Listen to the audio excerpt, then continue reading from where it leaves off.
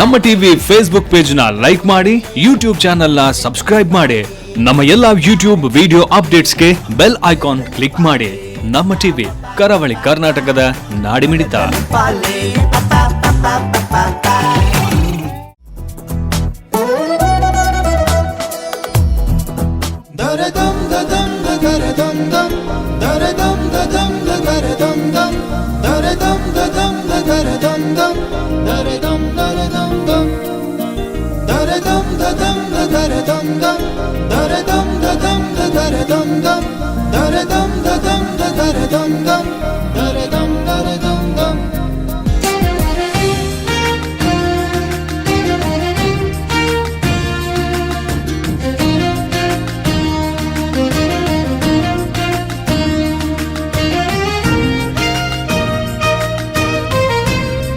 ಕಾರವಾರ ದಾಂಡೇಲಿಯ ಬಡ ಕುಟುಂಬದಲ್ಲಿ ಬೆಳೆದ ಗಣೇಶ ಇಂದು ಮಂಗಳಮುಖಿಯಾಗಿ ಸಂಜನಾ ಎಂಬ ನಾಮಕರಣದೊಂದಿಗೆ ಮಂಗಳಮುಖಿಯರ ಸೌಂದರ್ಯ ಸ್ಪರ್ಧೆಯಲ್ಲಿ ಟ್ರಾನ್ಸ್ ಕ್ವೀನ್ ಪ್ರಶಸ್ತಿಯನ್ನ ಮುಡಿಗೇರಿಸಿಕೊಂಡಿದ್ದಾಳೆ. ದಾಂಡೇಲಿ ಪರಿಸರದಲ್ಲಿ 10ನೇ ತರಗತಿಯವರೆಗೆ ವಿದ್ಯಾಭ್ಯಾಸ ಮಾಡಿದ ಗಣೇಶ ಮನೆಯಲ್ಲಿರುವಾಗ ತಂದೆ ತಾಯಿಗೆ ಮಗನ ವರ್ತನೆಯ ಬಗ್ಗೆ ಬೇಸರವಿತ್ತು. ಅಕ್ಕಪಕ್ಕದವರು ನೋಡುವ ದೃಷ್ಟಿಯಿಂದ ನೊಂದುಕೊಂಡು ಗಣೇಶ ಮನೆ ಬಿಟ್ಟು ಬೆಂಗಳೂರು ಸೇರಿಕೊಂಡ. ನನ್ನ ಹೆಸರು ಗಣೇಶ ಅಂತ. ಈಗ ನಾನು ಸಂಜನಾಗಿ ಬದಲಾಗಿದ್ದೇನೆ. ನನ್ನ ಮೂಲತಃ ಸ್ವಂತ ಊರು ಕಾರವಾರ ಡಿಸ್ಟಿಕ್ ದಾಂಡೇಲಿ ಅಂತ. ನನ್ನೊಂದು ಕೋಗಿಲ್ವನೊಂದು ಪುಟ್ಟ ಗ್ರಾಮ. ನಾನು ನಮ್ಮದು ತುಂಬ ಬಡ ಕುಟುಂಬ. ನನ್ನ ಅಪ್ಪ, ನನ್ನಮ್ಮ, ನನ್ನ ತಮ್ಮ, ನಾನಿರೋದು. ಹಾಗೆ ಅಪ್ಪ ಬಂದು ಕೂಲಿ ಕೆಲಸ ಮಾಡ್ತಾರೆ, ತಮ್ಮ ಅವನು ಕೂಡ ರೆಸಾರ್ಟಲ್ಲಿ ಕೆಲಸಕ್ಕೆ ಹೋಗ್ತಾನೆ. ಬಟ್ ನಾನು ಈ ಥರ ಆಗಿದ್ದರಿಂದ ಎಲ್ಲೋ ಒಂದು ಕಡೆ ಮನೆಯಲ್ಲಿ ಆಗಿರ್ಬೋದು, ನಮ್ಮ ಊರಲ್ಲಿ ಆಗಿರ್ಬೋದು, ಸ್ವಲ್ಪ ಬೇಸರದ ಸಂಗತಿ ಆಗಿದೆ. ಅದಾದ ನಂತರ ನನಗೆ 6ನೇ ಕ್ಲಾಸ್ವರೆಗೂ ನನಗೆ ಏನಂತ ಗೊತ್ತಾಗ್ತಾ ಇಲ್ಲ ಇತ್ತು. ಅಪ್ಪ ತುಂಬ ಚೆನ್ನಾಗಿ ಓದಿಸ್ತಾ ಇದ್ದರು ನನಗೆ. 6ನೇ ಕ್ಲಾಸ್ ಆದ ನಂತರ ನನಗೆ ನನ್ನ ನಡವಳಿಕೆ ಆಗಿರ್ಬೋದು, ನಡತೆ ಆಗಿರ್ಬೋದು, ನನ್ನ ನಡೆಯೋ ಸ್ಟೈಲ್ ಆಗಿರ್ಬೋದು, ಪ್ರತಿಯೊಂದು ನನಗೆ ನಾನೇನೋ ಯಾಕೆ ಈ ಥರ ಆಗ್ತಾಯಿದ್ದೀನಿ ಅಂತ ನನಗೆ ಗೊತ್ತಾಗ್ತಾ ಇಲ್ಲ ಆಗಿತ್ತು. ನನ್ನಷ್ಟಕ್ಕೆ ನಾನೇ ಒಂದು ಹೆಣ್ಣು ಅಂತ ಅಂದ್ಕೊಂಡಿದ್ದೆ. ನನ್ನಷ್ಟಕ್ಕೆ ನಾನೇ ನನ್ನ ಹೆಣ್ಣೆ ಅಂದ್ಕೊಂಡ್ಬಿಟ್ಟಿದ್ದೆ ಸಂಪೂರ್ಣವಾಗಿ. ಬೆಂಗಳೂರಲ್ಲಿ ಸಣ್ಣ ಪುಟ್ಟ ಕೆಲಸ ಮಾಡಿಕೊಂಡಿದ್ದ ಗಣೇಶ ಜೀವನಕ್ಕೆ ಆಯ್ಕೆ ಮಾಡಿಕೊಂಡದ್ದು ಮಂಗಳೂರನ್ನು. ಬಟ್ ಆಗಾಗ ನನಗೆ ಗೊತ್ತಾಗ್ತಾ ಇತ್ತು, ಅಕ್ಕಪಕ್ಕದವರು ನನಗೆ ಹಿಜಡ, ಚಕ್ಕ, 9 ಹಲವು ಕೆಟ್ಟ ಭಾವನೆ ನನಗೆ ಬೈತಾಯಿದ್ರು. ನೋಡೋ ರೀತಿ ತುಂಬ ಅಸಹ್ಯವಾಗಿ ನೋಡ್ತಾಯಿದ್ರು. ಹುಡುಗರು ಕೂಡ ಹಾಗೆ ನನಗೆ ಸ್ಕೂಲಲ್ಲಿ ಹೋಗುವಾಗ ತುಂಬ ಟಾರ್ಚರ್ ಮಾಡ್ತಾಯಿದ್ರು. ಹಾಗೆ ನನಗೆ ತುಂಬ ಬೇಸರ ಆಗ್ತಾಯಿತ್ತು. ನಾನು ಯಾಕೆ ಈ ಥರ ಪ್ರಪಂಚದಲ್ಲಿ ನಾನು ಒಬ್ಬಳೇ ಈ ಥರ ಇದ್ದೀನೇನೋ ಅಂತ ನಾನು ಅಂದ್ಕೊಳ್ತಾ ಇದ್ದೆ. ಬಟ್ ಹಾಗೆ ನನಗೆ ತುಂಬ ಬೇಸರ ಆಗ್ತಿತ್ತು. ಒಟ್ಟಿನಲ್ಲಿ ನಾನು ಹೆಣ್ಣಾಗಬೇಕು, ಸೀರೆ ಉಡಬೇಕು ಅಂತ ನಂಗೆ ತುಂಬ ಆಸೆ. ಅಮ್ಮ ನದಿಗೆ ಹೋದಾಗ ನನ್ನ ಅಮ್ಮನ ಸೀರೆ ಕಟ್ಕೊಂಡು ಲಿಫ್ಟಿಗೆ ಹಾಕ್ಕೊಂಡು ಮೂಗು ಚುಚ್ಕೊಂಡು ಇದೆಲ್ಲ ನಾನು ಆಟ ಆಡ್ತಾಯಿದ್ದೆ, ಸ್ಟಿಕ್ಕರೆಲ್ಲ ಹಚ್ಕೊಂಡ್ಬಿಟ್ಟು. ಸೊ ಒಂದಿನ ನನ್ನ ಮನೇಲಿ ನನಗೆ ಅಮ್ಮನ ಹತ್ರ ಸಿಕ್ಕಾಕೊಂಡು ನಾನು ಹೊಡೆತ ತಿಂದಿದ ತಕ್ಷಣ ತುಂಬ ಬೇಸರ ಆಯಿತು. ನನಗೆ ಈ ಜೀವನನೇ ಬೇಡ ಅಂತ ನಾನು ಅಂದ್ಕೊಂಡೆ. ಹಾಗಾಗಿ ತಕ್ಷಣ ಅಪ್ಪನಿಗೆ ಗೊತ್ತಾಯಿತು, ನೀನು ಯಾಕೆ ಗಂಡು ಮಕ್ಕಳ ಥರ ಮಾಡೋದಿಲ್ಲ, ನೀನು ಹೆಣ್ಮಕ್ಳ ಥರ ಮಾಡ್ತೀಯ, ಹಾಗೆ ಹೀಗೆ ಅಂತ. ನನಗೆ ಅಪ್ಪ ಕೂಡ ಕುಡಿಯೋಕ್ಕೆ ಸ್ಟಾರ್ಟ್ ಮಾಡಿದ್ರು, ಹೊಡೆದ್ರು, ತುಂಬ ಪೆಟ್ಟು ಕೊಟ್ಟರು ನನಗೆ. ಅಂತಿದ್ದು 7th ಸ್ಟ್ಯಾಂಡರ್ಡಿಗೆ ಬಂದೆ. 7th ಸ್ಟ್ಯಾಂಡರ್ಡ್ ಬಂದಾಗ ತುಂಬ ಜಾಸ್ತಿನೇ ಇತ್ತು. ನಾನು ಹೆಣ್ಣಾಗಲೇಬೇಕು ಅಂತ ತುಂಬ ನಾನು ಆಸೆ ಹುಟ್ಕೊಳ್ತು. ನನಗೆ ಇನ್ನೂ ಹೆಣ್ಣಾಗಬೇಕು, ನನಗೆ ಯಾಕೆ ಈ ಥರ ನಡೀತಾ ಇದ್ದೀನಿ ನನಗೆ ಅನಿಸ್ತಾ ಇತ್ತು. ಅದಾದ ತಕ್ಷಣ ನಾನು 8ನೇ ಕ್ಲಾಸ್ 7th ಎಕ್ಸಾಮ್ ಬರೆದು ನಾನು 8ನೇ ಕ್ಲಾಸಿಗೆ ಹೈಸ್ಕೂಲ್ ಜಾಯ್ನ್ ಆದೆ. ಸೊ ನಾರ್ಮಲ್ ಹೈಸ್ಕೂಲಲ್ಲಿ ಬೇರೆ ಇತ್ತು, ಪ್ರೈಮರಿ ಸ್ಕೂಲಲ್ಲಿ ಬೇರೆ ಇತ್ತು. ಅಲ್ಲಿ ನನಗೆ ಟಾಯ್ಲೆಟ್ದು ಅಷ್ಟೊಂದು ಇದು ಅನ್ನಿಸ್ತಾ ಇತ್ತು. ಹೈಸ್ಕೂಲ್ ಹೋದಾಗ ನನಗೆ ಗಂಡು ಹೆಣ್ಣು ಅಂತ ಟಾಯ್ಲೆಟ್ಗೆ ಹೋದಾಗ ನಾವು ಯಾವ ಕಡೆ ಟಾಯ್ಲೆಟ್ಗೆ ಹೋಗ್ಬೇಕಂತ ನಮಗೆ ಕನ್ಫ್ಯೂಸ್ ಆಗ್ತಾಯಿತ್ತು. ಹೆಣ್ಮಕ್ಳು ಟಾಯ್ಲೆಟ್ಗೆ ಹೋಗ್ಬೇಕಂತ ನನಗೆ ಆಸೆ. ಬಟ್ ನಾನೊಂದು ಹೆಣ್ಣು ಅಂತ ನಾನು ಟಾಯ್ಲೆಟ್ ಹೋಗೋಕೆ ಇಷ್ಟಪಡ್ತಿದ್ದೆ ಹೊರತು ನಾನು ಗಂಡು ಅಂತ ಒಂದು ಭಾವನೆಯಿಂದ ಹೋಗ್ತಾ ಇಲ್ಲಾಗಿತ್ತು. ಕೆಲವರು ಹೇಳ್ತಾಯಿದ್ರು, ಇವ್ನು ಹೆಣ್ಣಿನ ಟಾಯ್ಲೆಟ್ಗೆ ಹೋಗ್ತಾನೆ, ಹಾಗೆ ಹೀಗೆ ಅಂತ. ನನಗೆ ತುಂಬ ರೇಗಿಸೋರು, ತುಂಬ ಟಾರ್ಚರ್ ಕೊಡೋರು, ತುಂಬ ಪೆಟ್ಟುಗಳು ತಿಂದಿದ್ದೆ ನಾನು. ಹಾಗಾಗಿ ಹೈಸ್ಕೂಲ್ ಜೀವನ ನಂಗೆ ತುಂಬ ನೋವಾಯಿತು ಅಲ್ಲಿ ಕೂಡ. ಬೆಂಗಳೂರು ಬಿಟ್ಟ ಗಣೇಶ ಮಂಗಳೂರಲ್ಲಿ ಸಂಜನಾ ಆಗಿ ಬದಲಾದಳು. ಮಂಗಳೂರಿಗೆ ಬಂದ ಸಂಜನಾ ಸೌಂದರ್ಯ ಸ್ಪರ್ಧೆಯಲ್ಲಿ ಕರ್ನಾಟಕದಿಂದ ಬಂದ 41 ಮಂಗಳಮುಖಿಯರ ಸ್ಪರ್ಧೆಯಲ್ಲಿ ಭಾಗವಹಿಸಿ ಪ್ರಥಮ ಸ್ಥಾನವನ್ನ ಮುಡಿಗೇರಿಸಿಕೊಂಡಳು.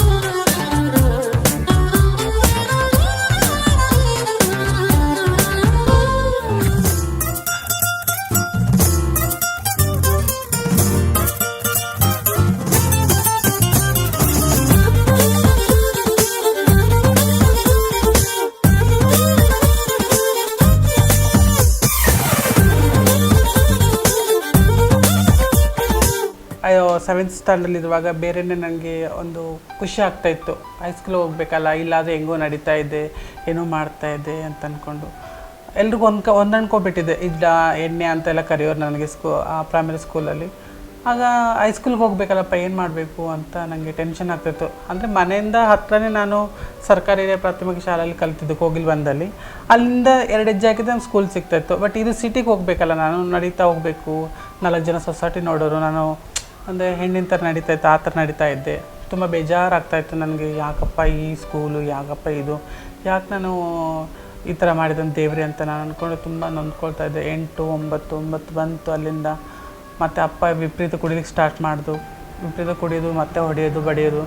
ಅಪ್ಪ ಶನಿವಾರಕ್ಕೆ ಒಂದು ಸಾರಿ ಸರ್ಕಲ್ ಎತ್ಕೊಂಡಾಗ, ನಿನ್ನ ಮಗ ಯಾಕೆ ಹಿಂಗೆ ಮಾಡ್ತಾನೆ, ಹಾಗೆ ಹೀಗೆ ಅಂತ ಹೇಳಿದ್ರು. ಅಕ್ಕಪಕ್ಕದವ್ರು ಬಂದು ನನ್ನ ತಾಯಿಗೆ ತಲೆ ತುಂಬಿಸೋರು, ನಿನ್ನ ಮಗ ಹೆಣ್ಣಿನ ಥರ ಮಾಡ್ತಾನೆ, ಹೀಗೆ ಮಾಡ್ತಾನೆ, ಹಾಗೆ ಮಾಡ್ತಾನೆ ಅಂತೆಲ್ಲ ಹೇಳೋರು ನನಗೆ. ಅವ್ರಿಗೆ ಹೇಳಿದ ತಕ್ಷಣ ಅವ್ರು ತುಂಬ ಬೇಜಾರು ಮಾಡ್ಕೊಳೋರು. ನಿನ್ನ ಮಗ ಹಿಂಗೆ ಮಾಡ್ತಿದ್ದಾನೆ, ಏನು ಎತ್ತ ಅಂತ. ನನ್ನ ಅಮ್ಮ ತುಂಬ ಟೆನ್ಷನ್ ಮಾಡ್ಕೊಂಡ್ಬಿಟ್ರು. ಆವಾಗ ಯಾಕೆ ಹಿಂಗೆ ಮಾಡ್ತೇನೆ ನೀನು, ಏನು ಎತ್ತ ಅಂತ ಅಂದ್ಕೊಂಡ್ರು. ನನಗೆ ಗೊತ್ತಿಲ್ಲಮ್ಮ, ನನಗೆ ಏನು ಮಾಡಬೇಕು ನನಗೆ ಗೊತ್ತಾಗ್ತಾಯಿಲ್ಲ ಅಂತ ಅಂದ್ಬಿಟ್ಟು, ನೀನು ತುಂಬ ನಿನ್ಗೆ ಮನೆಗೆ ಗಂಡು ಮಗ ಅಂತ ಅಂದ್ಕೊಂಡಿದ್ದು ಹೊರತು ನೀನು ಈ ಥರ ಹೆಣ್ಮಕ್ಳ ಥರ ಆಡ್ತಿ, ಇದೆಲ್ಲ ಬೇಡ ಅಂತಂತ ಹೇಳಿದ್ರು. ಆದರೂ ಕೂಡ ಆಯಿತು ಅಂತ ಅಂದ್ಕೊಂಡು ನನಗೆ ಮನಸ್ಸು ಗಂಡಾಗಿ ಬದುಕೋದು ಇಷ್ಟ ಇಲ್ಲ ಆಯಿತು, ಹೆಣ್ಣಾಗಿ ಬದುಕಬೇಕಂತ ತುಂಬ ಆಸೆ ಇತ್ತು ನನಗೆ.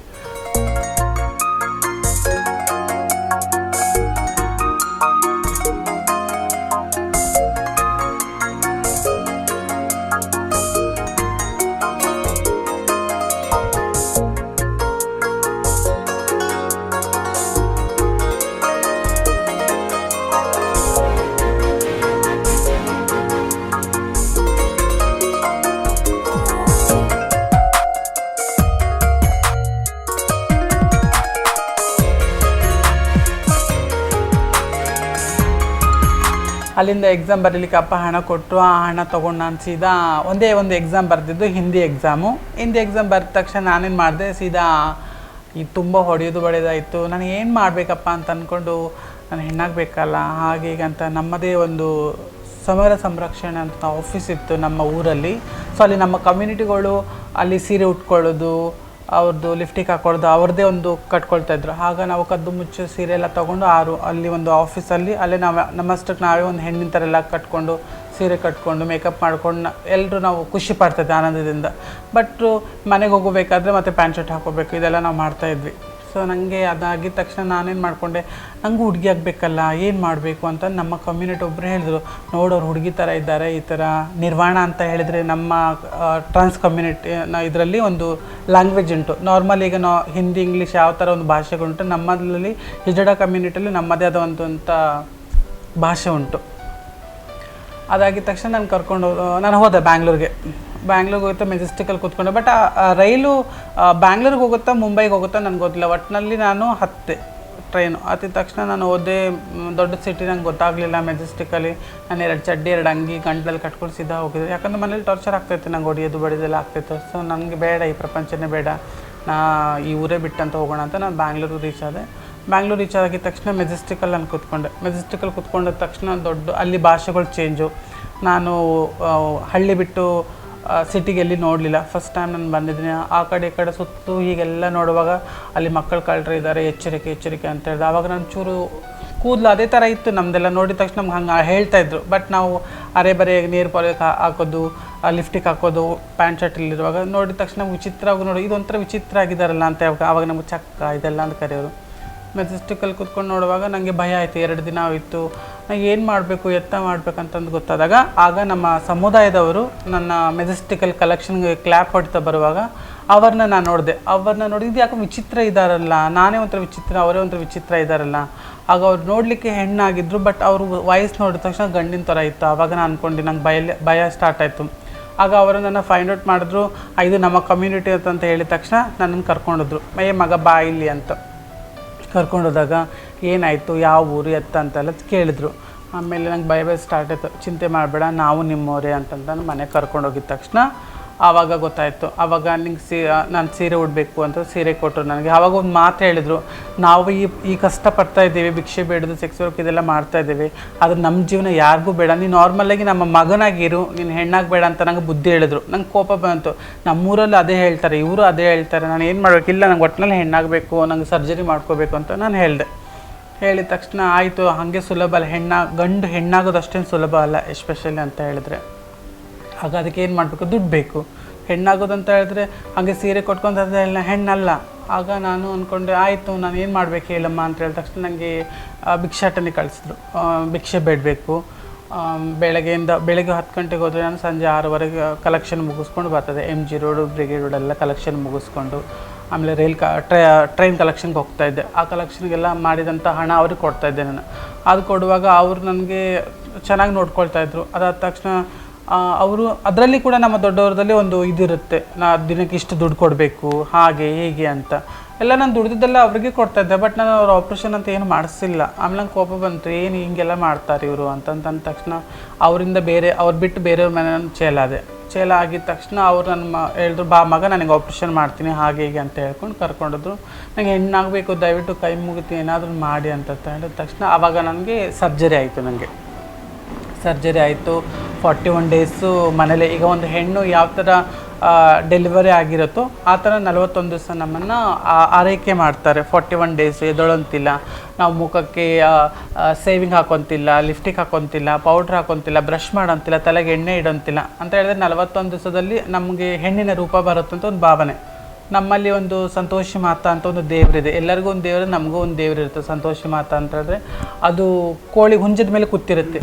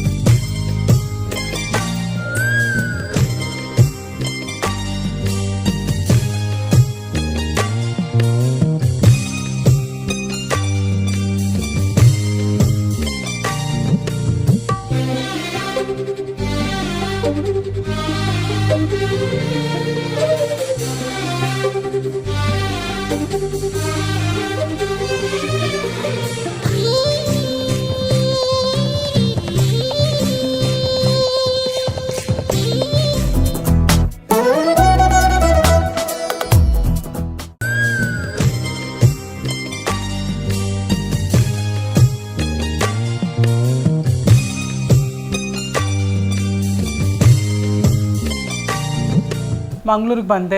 ಮಂಗ್ಳೂರಿಂದ ಬಂದು ಅಂದಿದ್ದು ಹೆಣ್ಣಾಗಿ ಮಂಗ್ಳೂರು ಕಾಲಿಟ್ಟೆ ನಾನು. ಇಲ್ಲಿ ಬರುವಾಗ ಇಲ್ಲಿ ಟಾರ್ಚರು, ದಿನಕ್ಕೆ ತಿಂಗಳಿಗೆ 12,000 ರೂಪಾಯಿ ಕೊಡಬೇಕಿತ್ತು. ನಾನು 12,000 ಕೊಡಲಿಲ್ಲ ಅಂದರೆ ತುಂಬ ನಮಗೆ ಗಲಾಟೆ ಎಲ್ಲ ಆಗ್ತಿತ್ತು. ಅವ್ರ ಹೆಸರು ಹೇಳೋಕ್ಕೆ ಇಷ್ಟಪಡಲ್ಲ, ತುಂಬ ಪ್ರಾಬ್ಲಮ್ ಕ್ರಿಯೇಟ್ ಮಾಡ್ತಾಯಿದ್ರು ನಮಗೆ. ಅದಾದಮೇಲೆ ಮಂಗಳೂರು ಹೊಸ ಊರು ನೋಡಿದ ತಕ್ಷಣ ಇಲ್ಲೆಲ್ಲ ಚಕ್ಕ ಅಂತ ನಮ್ಮನ್ನು ಕರೆಯೋರು. ನಮಗೆ ಅದು ತುಂಬ ನೋವಾಗ್ತಾಯಿತ್ತು. ಮನೆಗಳು ಕೊಡ್ತಾಯಿಲ್ಲ ಆಗಿತ್ತು, ಎಸ್ಪೆಷಲಿ ಬಾಡಿಗೆ ಮನೆ ಕೇಳೋಕ್ಕೂ ಬಾಡಿಗೆ ಮನೆ ಕೊಡ್ತಾಯಿಲ್ಲ ಆಗಿತ್ತು. ನಾವು ಒಬ್ಬರಿಗೆ ಇದರಲ್ಲಿ ಮಲಗಬೇಕಿತ್ತು, ನಮ್ಮ ಬಳಲ್ ಬಾಗಲ್ಲಿ ಅಲ್ಲೇ ಮಲಗಬೇಕಿತ್ತು. ಅಲ್ಲೇ ಮೇಕಪ್ ಮಾಡಬೇಕು, ರಾತ್ರಿ ಅಲ್ಲೇ ಮಲಗಬೇಕು, ಫುಲ್ಲು ಒಂದು ರಟ್ಟು ಹಾಸ್ಕೊಂಡು. ಅಲ್ಲೇ ಆಗಿದ ತಕ್ಷಣ ನಮಗೆ ತುಂಬ ಬೇಸರ ಆಗ್ತಾಯಿತ್ತು. ಕಲೆಕ್ಷನ್ಗೆ ಹೋಗ್ಬೇಕಿತ್ತು. ರೌಡಿಗಳ ಕಾಟ ನಮಗೆ, ಪಿಕ್ ಪಾಕೆಟ್ ಕಾಟ ನಮಗೆ. ಅವ್ರ ಜೊತೆ ನಾವು ಸೆಕ್ಸ್ ಮಾಡಿಲ್ಲ ಅಂದರೆ ನಮ್ಗೆ ಹೊಡೆಯೋದು, ಬಡಿಯೋದು, ಚೂರಿ ಎಲ್ಲ ತೋರಿಸೋರು. ನಮಗೆ ತುಂಬ ಬೇಸರ ಆಗ್ತಾ. ಮನೆಯೇ ಸಿಗಿಲ್ಲ ಅಂದರೆ ನಾವು ರೋಡಲ್ಲೇ ಮಲಗುವಂಥ ಪರಿಸ್ಥಿತಿ ಇತ್ತು ನಮಗೆ. ಅದಾದ ನಂತರ ನಮಗೆ ವೈಲೆಟ್ ಪೆರೇರ ಅಂತ ಅವರು ಸಿಕ್ಕರು ನಮಗೆ. ವೈಲೆಟ್ ಪೆರೇರ, ಯಾಕೆ ನೀವು ಈ ಥರ ಮಾಡ್ತೀರಾ, ಯಾಕೆ ನೀವು ಒಂದು ಒಳ್ಳೆ ಬದುಕಿ ತೋರಿಸ್ಬೇಕಲ್ಲ, ನೀವು ಒಳ್ಳೆ ರೀತಿಯಲ್ಲಿ ಇರಬೇಕಲ್ಲ ಅಂತಂತೇಳಿ ವೈಲೆಟ್ ಪೆರೇರ ನಮ್ಮನ್ನು ಆಫೀಸಿಗೆ, ಅವ್ರದ್ದು Mangalore.com ಅಂತಿದೆ, ಅವ್ರ ಆಫೀಸಿಗೆ ಕರೆದು ಆಗ ನಮ್ಮದೇ ಆದ ಒಂದು ಸಂಘ ಕಟ್ಟಿದ್ದು, ಪರಿವರ್ತನಾ ಚಾರಿಟೇಬಲ್ ಟ್ರಸ್ಟ್ ಅಂತ. ಇವಾಗ ಅವರು ಸಂಸ್ಥಾಪಕಿ ಆಗಿದ್ದಾರೆ. ನಾನು ಅದರಲ್ಲಿ ಸೆಕ್ರೆಟರಿಯಾಗಿ ಕೆಲಸ ಮಾಡ್ತಿದ್ದೀನಿ. ಆ ಸಂಘ ಕಟ್ಟಿದ್ರು. ಆ ಸಂಘ ಕಟ್ಟಿದ ತಕ್ಷಣ ಒಂದು ಹಂತವಾಗಿ ಬದಲಾಯಿಸಿದ್ರು ನಮ್ಮನ್ನು. ಬದಲಾಯಿಸಿದ ತಕ್ಷಣ ನೀವು ಕೈ ತಟ್ಟದ್ದು ನಿಲ್ಲಿಸಬೇಕು, ನೀವು ಸಮಾಜದಲ್ಲಿ ಮುಖ್ಯವಾಹಿನಿಗೆ ಬರಬೇಕು ಅಂತಂತ ಹೇಳಿದ ತಕ್ಷಣ ನಮಗೊಂದು ಒಳ್ಳೆ ಆಪರ್ಚುನಿಟಿ ಕೊಟ್ಟರು ನನಗೆ ಅವರು. ಛಲವಾದಿ ಸಂಜನಾ ತಮಿಳು, ಹಿಂದಿ, ಇಂಗ್ಲಿಷ್, ಮರಾಠಿ, ಕೊಂಕಣಿ, ಕನ್ನಡ, ತೆಲುಗು, ತುಳುವನ್ನು ಮಾತನಾಡುವ ಕೌಶಲ್ಯ ಹೊಂದಿದ್ದಾಳೆ. ಹೋಟೆಲೊಂದರಲ್ಲಿ ಕ್ಯಾಶಿಯರ್ ಆಗಿಯೂ ಕಾರ್ಯನಿರ್ವಹಿಸಿದ ಅನುಭವ ಹೊಂದಿರುವ ಸಂಜನಾ ಸಾರಂಗ ರೇಡಿಯೋದಲ್ಲಿ ಆರ್ಜೆಯಾಗಿ ಕಾರ್ಯನಿರ್ವಹಿಸಿ ಸೈ ಎನಿಸಿಕೊಂಡಿದ್ದಾಳೆ. ತುಳು ನಾಟಕದಲ್ಲಿಯೂ ಅಭಿನಯಿಸಿದ ಅನುಭವವನ್ನ ಹೊಂದಿದ್ದಾಳೆ. ಇಂದು ಯೋಗರಾಜ್ ಭಟ್ಟರ ಗಾಳಿಪಟ 2 ಚಲನಚಿತ್ರದಲ್ಲಿ ಅವಕಾಶವನ್ನು ಪಡೆದಿದ್ದಾಳೆ. ಮಂಗಳೂರು ಸೌಂದರ್ಯ ಸ್ಪರ್ಧೆಯಲ್ಲಿ ಗೆದ್ದಿರುವ ಸಂಜನಾ ಕೊಲಂಬೋದಲ್ಲಿ ನಡೆಯಲಿರುವ ವಿಶ್ವ ಮಂಗಳಮುಖಿಯರ ಸೌಂದರ್ಯ ಸ್ಪರ್ಧೆಯಲ್ಲಿ ಭಾಗವಹಿಸುವ ಅವಕಾಶ ದೊರಕಿತ್ತು. ಆದರೆ ಕೋವಿಡ್-19 ಕಾರಣಕ್ಕೆ ಸ್ಪರ್ಧೆಯನ್ನ ಮುಂದೂಡಲಾಯಿತು. ಪ್ರಶಸ್ತಿ ಬಂದ ಸಂತಸ ಒಂದು ಕಡೆಯಾದರೆ ಕೆಲವರು ನನ್ನನ್ನು ನೋಡಿ ವ್ಯಂಗ್ಯ ಆಡುತ್ತಾರೆ ಎಂಬ ಬೇಸರ ಇನ್ನೊಂದು ಕಡೆ. ನನ್ನ ಕಾಲಿನ ಮೇಲೆ ನಿಲ್ಲಬೇಕು ಎನ್ನೋ ಛಲದಿಂದ ಬ್ಯೂಟಿಷಿಯನ್ ಕೋರ್ಸ್ ಮುಗಿಸಿ ಇಂದು ಮಂಗಳೂರಿನ ಬ್ಯೂಟಿ ಪಾರ್ಲರ್ನಲ್ಲಿ ಬ್ಯೂಟಿಷಿಯನ್ ಆಗಿ ದುಡಿತಾ ಇದ್ದಾಳೆ.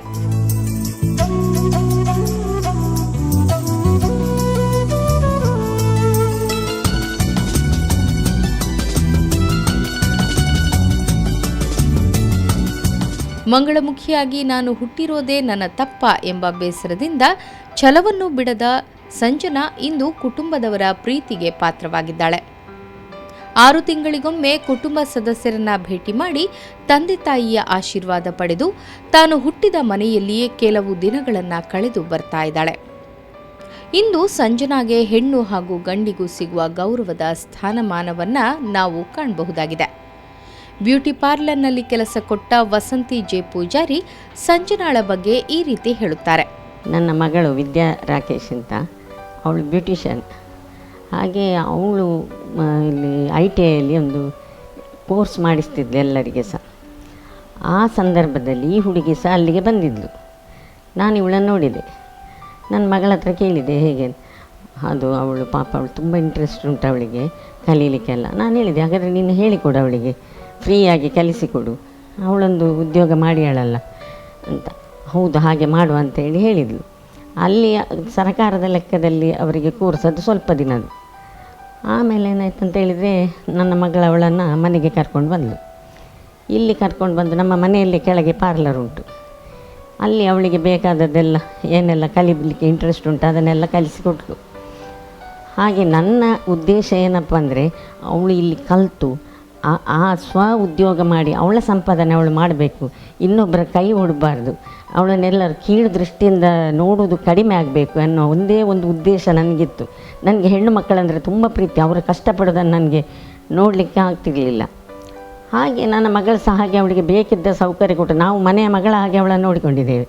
ಏನು ಅವಳಿಗೆ ಯಾವ ಭೇದ ಭಾವ ಸಹ ಮಾಡ್ತಿರಲಿಲ್ಲ. ಅವಳು ಅಲ್ಲಿ ಹೋಗ್ತಾಳೆ, ಇಲ್ಲಿ ಬರ್ತಾಳೆ, ಎಲ್ಲ ಅವಳಿಗೆ ಸ್ವಾತಂತ್ರ್ಯ.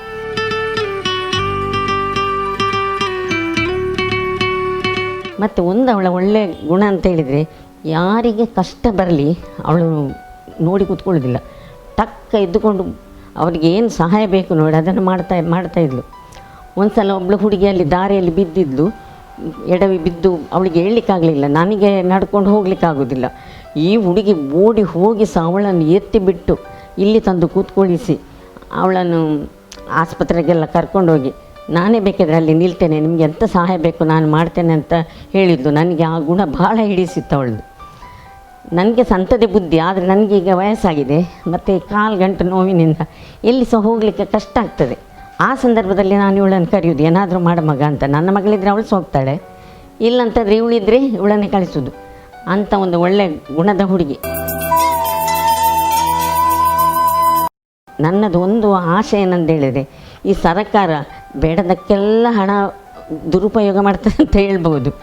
ಇಂಥವರಿಗೆ ಅವರೊಂದು ಇನ್ನೊಬ್ಬರ ಕೈ ಭಿಕ್ಷೆ ಬೇಡಿ ಅವರ ಬಾಯಿಂದ ಬೇಡದನ್ನು ಕೇಳಿಸಿಕೊಳ್ಳುವ ಅವಕಾಶ ಅವರಿಗೆ ಕೊಡಬಾರ್ದು.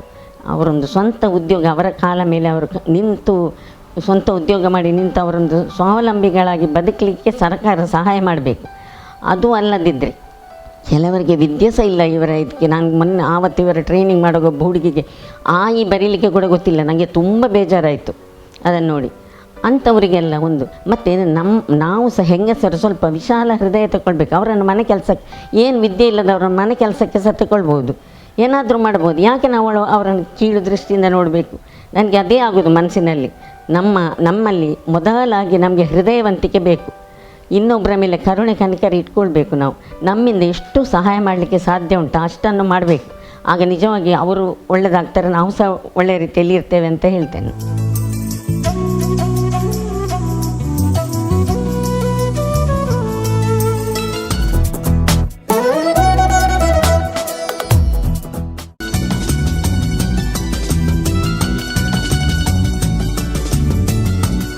ಇಂದು ಸಂಜನಾ ಯಾರೆದುರಿಗೂ ಕೈ ಒಡ್ಡದೆ ತನ್ನ ಗೆಳತಿ ಪಿಂಕಿಯ ಜೊತೆ ಬಾಡಿಗೆ ಕೊಠಡಿಯಲ್ಲಿ ವಾಸಿಸುತ್ತಾ ಕೊಠಡಿಯಲ್ಲಿಯೇ ಕಿವಿಯ ಓಲೆಯನ್ನು ತಯಾರಿಸುವುದನ್ನು ಕಾಣಬಹುದು. ಸಂಜನಾ ಗೆಳತಿ ಪಿಂಕಿ ಸಂಜನಾ ಬಗ್ಗೆ ಹೇಳೋದು ಹೀಗೆ.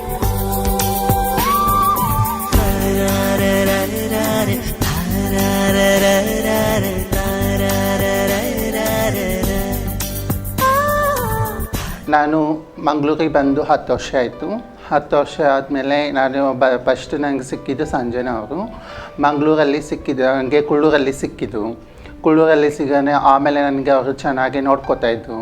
ಹಾಗೆ ಮತ್ತು ಅವರು ಬಂದು ನನಗೆ ತುಂಬ ಬೇರೆ ಥರ ಎಲ್ಲ ಕಷ್ಟ ಕೊಡ್ತಾಯಿದ್ರು. ಕಷ್ಟ ಕೊಡಿದಾಗ ಇವರು ನನಗೆ ಅವ್ರ ಹತ್ರ ಏಕೆ ಕಷ್ಟಪಡ್ತೀಯ, ಬಾ ನನ್ನ ಜೊತೆಗೆ, ನಾನು ಇಟ್ಕೋತೀನಿ, ಚೆನ್ನಾಗಿ ಇದು ಮಾಡ್ತೀನಿ, ಬಾ ನೀನು ಚೆನ್ನಾಗಿ ನೋಡ್ಕೋತೀನಿ ಅಂತ ಎಲ್ಲ ಹೇಳಿದರು.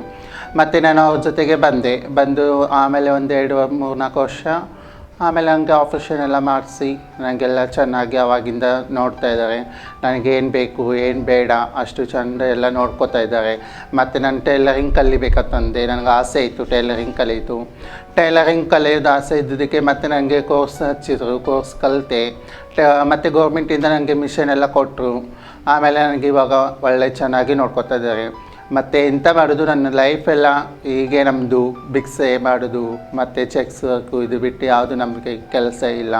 ಎಲ್ಲದು ಕೆಲಸ ಕೇಳಿದರೆ ನಾವು ಓದಿದ್ದೀವಿ, ಸೆಕೆಂಡ್ ಇಯರ್ ಓದಿದ್ದೀವಿ, ಕೇಳಿದ್ದೀವಿ ನನಗೆ ಕೆಲಸ ಎಲ್ಲದು ಕೊಡಿ ನನಗೆ ಅಂತಂದರೆ, ನಿಮಗೆ ಎಂಥ ಕೆಲಸ ಕೊಡಬೇಕು ನಾವು, ಹಾಗೆ ಹೀಗೆಲ್ಲ ಹೇಳ್ತಾರೆ ಅಂಗಡಿಯಲ್ಲಿ.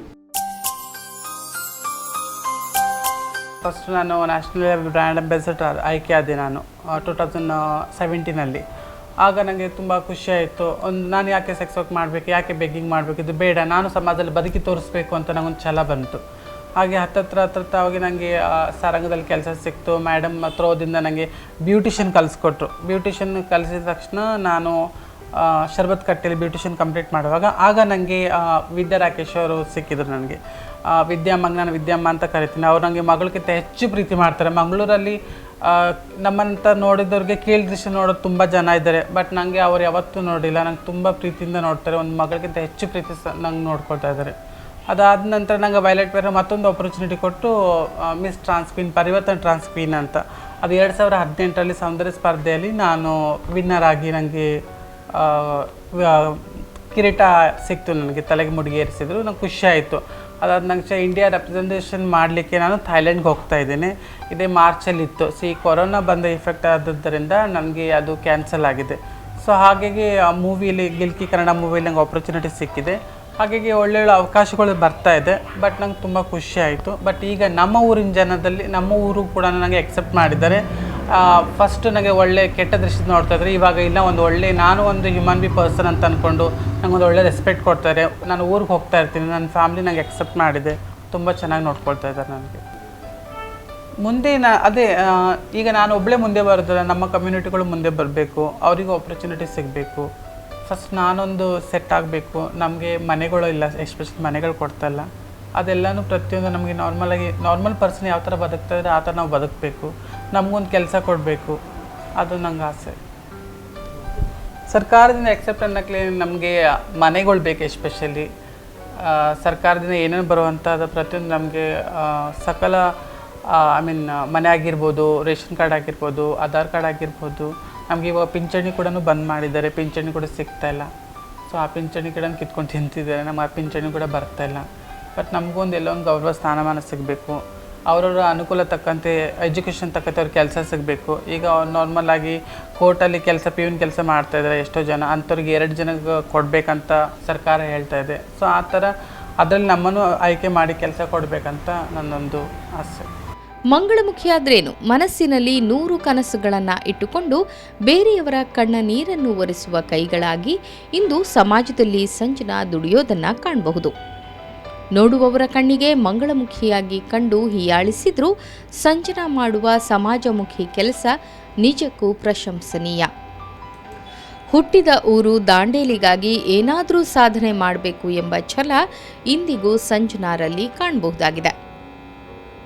ಪ್ರತಿಭೆ ಯಾರ ಸ್ವತ್ತು ಅಲ್ಲ ಎಂಬುದಕ್ಕೆ ಸಂಜನಾಳೆ ಸಾಕ್ಷಿ.